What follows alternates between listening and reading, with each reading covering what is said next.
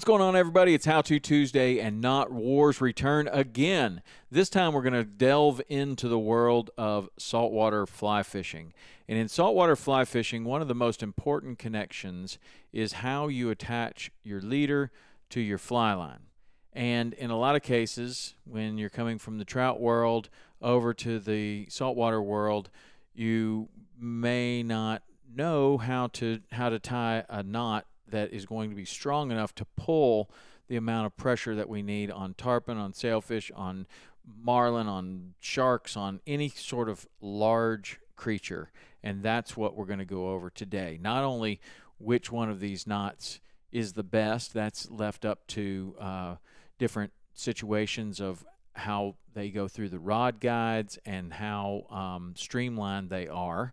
But also just how strong they are. And when you're doing any sort of a connection between the fly line and the leader in saltwater fishing for really big fish where you're going to be pulling really hard, you want to do it in a way that you're not simply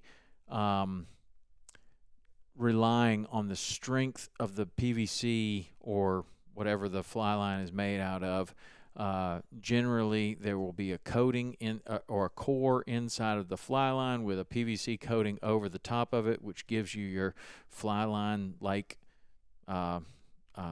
feeling, right? It's like got plastic over some sort of core, right? And if you're just doing a nail knot that is clamping down on that PVC or plastic or whatever this stuff is made out of, sometimes that can just slip off, and you can be very disappointed when you go to set the hook on a tarpon, you fight it for a second, and all of a sudden it comes off. You bring it in, and not only do you not have the fly, but you don't have the leader, and it has stripped the coating off of your fly line, and it's no good. So we have come up with things over the years where you can do something which is very similar to that, which is a nail knot with a lock. So on this one that I'm holding in my hand right now, I have a 9-turn nail knot, and then on the other side of this, I've done a figure-8 knot around the fly line. So not only is this clamping down on the coating of the fly line, but then there is a knot on the, locking this together. So it's going to have to do a lot more than just strip off the coating for this to come off. It's going to have to also go through this knot, and as it gets tighter and tighter, so does that knot get tighter and tighter. It's pretty streamlined.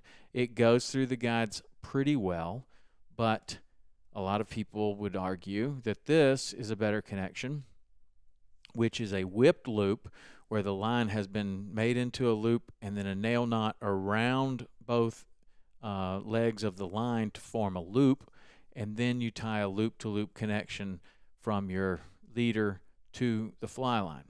Okay, so which of these is better? Don't know. One of the ways that you would determine which is better is which fits the situation that you're going to fish in better, and if this is going to be going in and out of the guides while you're fighting the fish, then maybe the best one is the one that goes in and out of the guides the best. I have chosen a surgeon's loop here for the line because the tag end is parallel to the line, where a perfection loop is not something that I like. Even though I do like the perfection loop for its strength, it has a 90-degree tag end. So the perfection loop does not go through the guides very well. This one goes through the guides much better. Some people will put epoxy and other things over the top of these to form a little bubble, and it'll go in and out of the guides much better. That's a good thing to do as well, but you don't always have that if you have to rig this on the boat.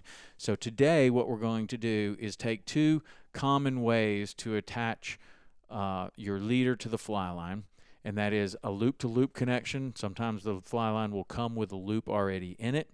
In this case, we've made a loop with a nail knot versus the nail knot with a lock, and the lock being a figure-8 knot right underneath the line where it butts up against that. So it's one thing to say one knot is better than another. It's another thing to test it, and that's what we're going to do today. And we may test this out and determine that it really doesn't matter, because the fly line is going to be a certain poundage. The butt section is going to be a certain poundage. In this case, we're using 50 pound because that's what I had here. So we have 50 pound Daiwa fluorocarbon going to the fly line in both cases here. So it's the same fly line, the same leader at 50 pounds. So if this tests out at 40 pounds and you're using a 20 pound tippet, then does it really matter which of these is stronger? No, it wouldn't matter. Both of them would be very strong, and you would pick which one served your purpose better. Does it go through the guides better? Are you faster at tying it? I don't know, whatever it is. Is it prettier? Do you like it better?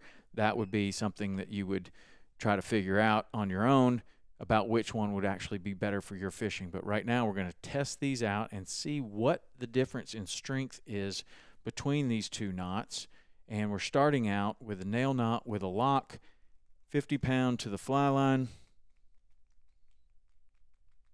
And it broke right in the knot, just above the knot, at 30 pounds, 30.4 pounds. That was the nail knot with a lock. It broke within the knot. Very strange, actually. I don't know where I thought it would break, but didn't necessarily expect that. And this one, I'm going to have to tie another loop here so that I can test it. Same kind of deal. Surgeon's loop, just for testing purposes.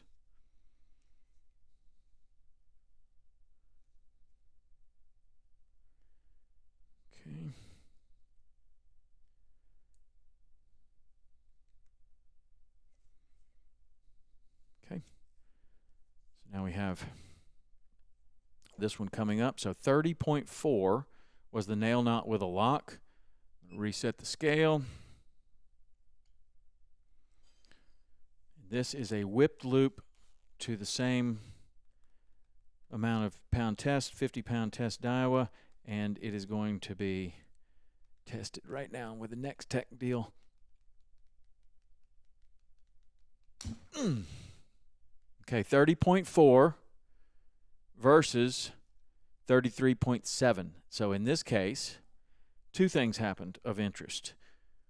Number one, this broke in the middle of the line. So the knots held, and it could be much stronger than 33.7. In the other case of the nail knot with a lock, the line broke within the knot. So 30.4 was the maximum for the nail knot with a lock versus the whipped loop, loop-to-loop connection broke at 33.7, but it didn't break anywhere within these knots. So I'm going to say that it's much stronger than this. It broke at the testing loop. Okay, so the actual knots are going to be higher than 33.7. I don't know how much higher, but a little bit higher. So two things I learned is that this is a smooth connection, and it is also very strong. So 33.7 if you're using 20-pound tippet. What that means is it's never going to break here. It's always going to break in the tippet. That's good news, okay? Because you don't want to break it here. This wouldn't be good. You'd lose your entire leader.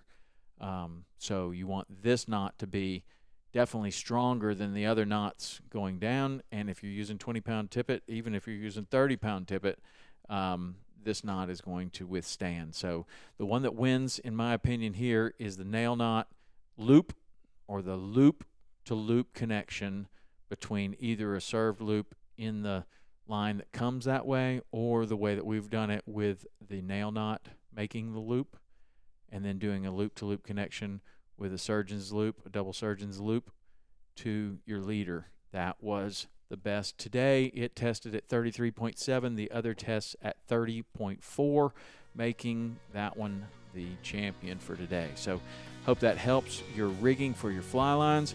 If you're looking for a really strong connection, that is definitely it. Loop to loop, and it goes through the guides pretty well.